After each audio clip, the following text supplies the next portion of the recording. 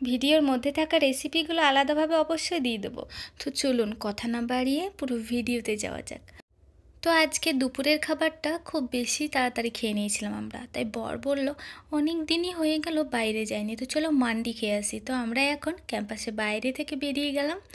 আর এইদিকে দেখুন মেন রোডের পাশে কত সুন্দর সুন্দর ছোট বাচ্চাদের জন্যে এই খেলনা, তারপরে সাইকেল এগুলো বিক্রি করছে, গাড়ি। তারপরে একটা শপিং মল চোখে পড়লো। আমার একটা ফ্রাইং প্যান কেনার কথা ছিল, তো বরের সেটা মনে আছে ঠিক।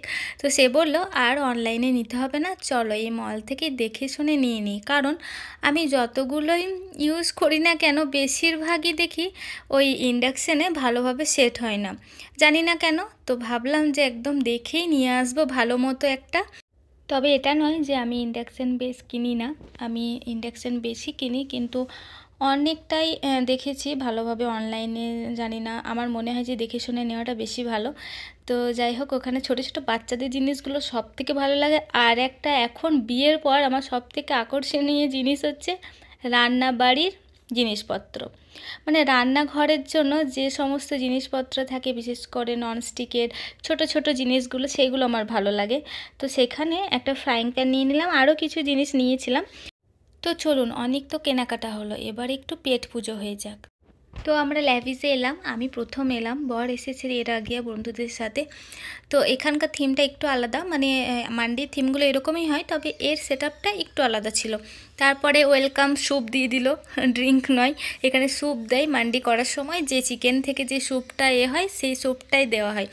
তো ওই স্যুপটা খেয়ে নিলাম, তারপরে মান্ডি, কোল্ড ড্রিঙ্কস, জল এগুলো খেয়ে নিলাম। তো আমাদের ইচ্ছে ছিল শাওয়ারমা খাওয়ার, তো শাওয়ারমাও ছিল না, তাই আর শাওয়ারমা খেলাম না, মান্ডি শুধু খেয়ে নিলাম। তারপরে বেরিয়ে বর একটু চা খেয়ে নিলাম।